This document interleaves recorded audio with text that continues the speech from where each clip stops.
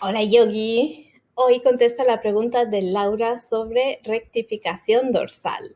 Laura escribe, tengo una alumna con rectificación dorsal que le produce dolor en esa zona, pero también le produce dolor a nivel lumbar y cervical. En la práctica del yoga, ¿crees que le van bien las posturas de extensión, que lo que hacen es limar la cifosis dorsal, algo que ya no tiene? ¿No sería potenciar esa dolencia? ¿Qué posturas recomiendas? Gracias y abrazos. Hola Laura, muchas gracias por tu pregunta. Creo que va a ser de gran utilidad para muchos que nos están viendo ahora. Entonces, lo que quieres saber es si a tu alumna con rectificación dorsal le conviene o no hacer posturas de extensión. Entonces, tengo varias respuestas. La primera respuesta es que una columna sana puede realizar los movimientos de flexión, extensión, inclinación lateral y rotación. Es decir, la columna tiene 4 movimientos primarios que forman parte de su fisiología. Y la anatomía de tu alumna no determina que pueda tener una columna funcional, es decir, una columna que puede realizar los 4 movimientos de la columna. Y creo que a largo plazo es interesante que tu alumna pueda realizar todos los movimientos de la columna para que su columna pueda ser lo más sano posible, ¿vale? Entonces, como objetivo a largo plazo, sería interesante ver si a tu alumna le interesa poder cultivar los 4 movimientos de su columna para que recupere funcionalidad, ¿vale? En el momento presente habría que ver cuáles movimientos le cuestan realizar o cuáles movimientos de la columna le produce dolor. No necesariamente por tener una rectificación dorsal, el problema es el movimiento de extensión, puede que lo sea el movimiento de flexión, ¿vale? Entonces habría que hablar con tu alumna, ver cuáles movimientos le producen dolor, cuáles movimientos en su columna le producen dolor y cuáles no, para poder crear una práctica a medida para ella, ¿vale? Entonces, si los movimientos de extensión o las posturas de extensión de columna le producen dolor, hay que minimizar las posturas que le causan molestia, dolor o que aumentan su sintomatología. Pero quiero también recordarte que las posturas de extensión producen muchos beneficios. Uno de ellos es que ayudan a tonificar los músculos de la espalda. Y esto también alimenta o nutre una espalda sana a largo plazo. Así que yo no descartaría el movimiento de extensión de columna para siempre. Es uno de los movimientos principales que tiene que realizar una columna para estar sana. Entonces, nutriría este movimiento de a poquito, dependiendo de lo que puede o no hacer tu alumna desde ahora, en el momento presente. Para ello, tienes que pedir feedback para las posturas que le pidas hacer. A nivel de posturas de extensión de columna, tenemos posturas que no requieren un gran rango de movimiento en extensión. En el caso de que le produzcan dolor o incomodidad, puedes probar variantes de la postura de la cobra, variantes de la postura de Shalabhasana para ver qué es lo que tu alumna puede hacer, ¿vale? Y del mismo modo indagaría en qué pasa con los movimientos de flexión de columna. ¿Tiene dificultad para realizar la flexión de columna? ¿Le resulta fácil, difícil, incómodo, etcétera? Y en general, como tiene sintomatología en su columna, iría introduciendo los movimientos de a poquito, tanto la flexión como la extensión, que son los 2 movimientos realmente principales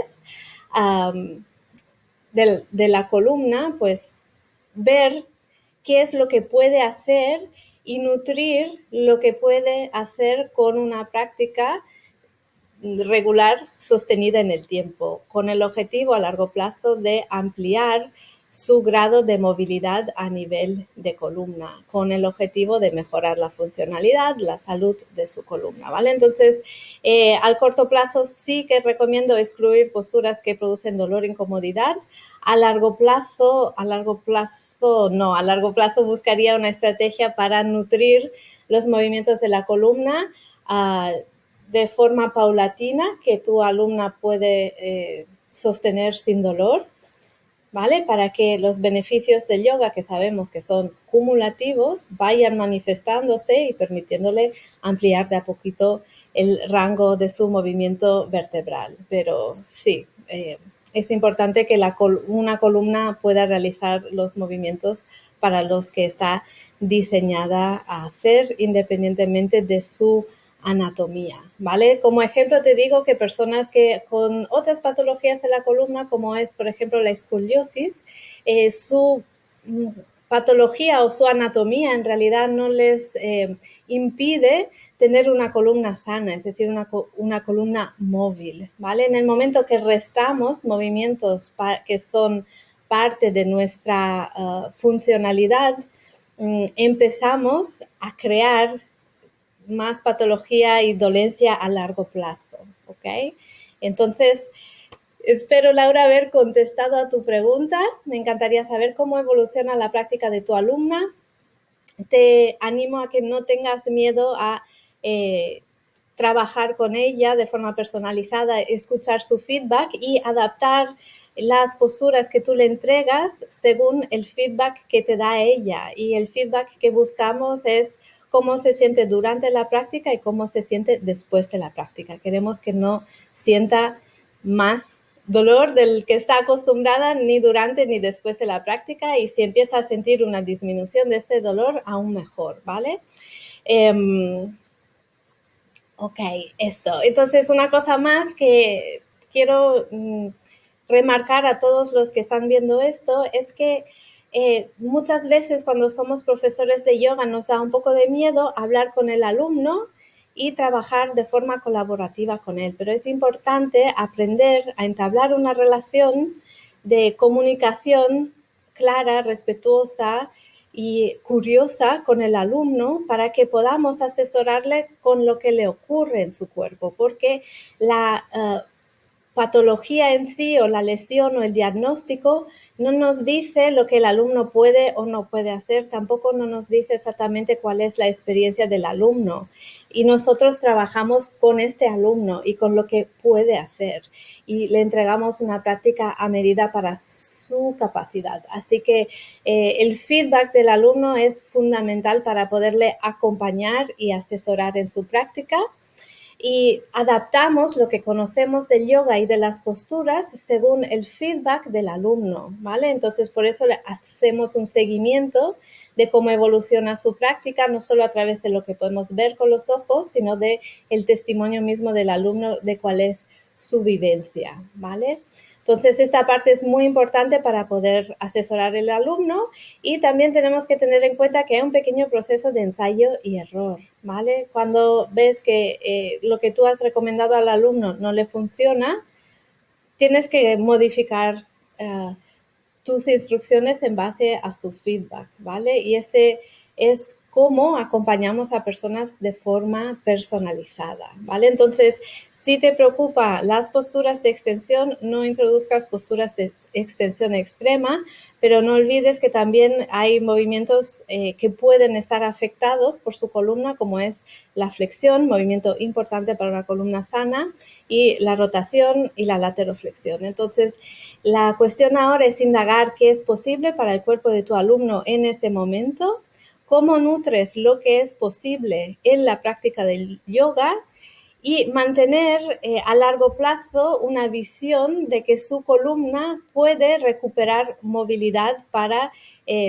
ser más sana y menos sintomática, para reducir sus dolores, ¿vale? Y esto se nutre de a poquito con la práctica, que es posible en el momento presente.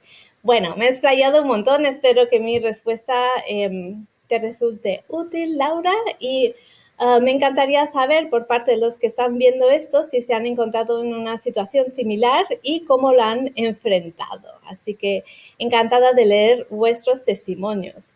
Para los que sois nuevos en mi comunidad, os cuento que en mi web podéis encontrar un ebook gratis que se llama Guía Práctica de Anatomía para Yoga. Entonces, si queréis aprender anatomía conmigo, iros a mi página web, juliazata.com, en el que podéis encontrar mi ebook gratis, formar parte de mi lista de correos, a través de la cual os llegará información sobre mis próximos cursos y formaciones de anatomía para yoga online.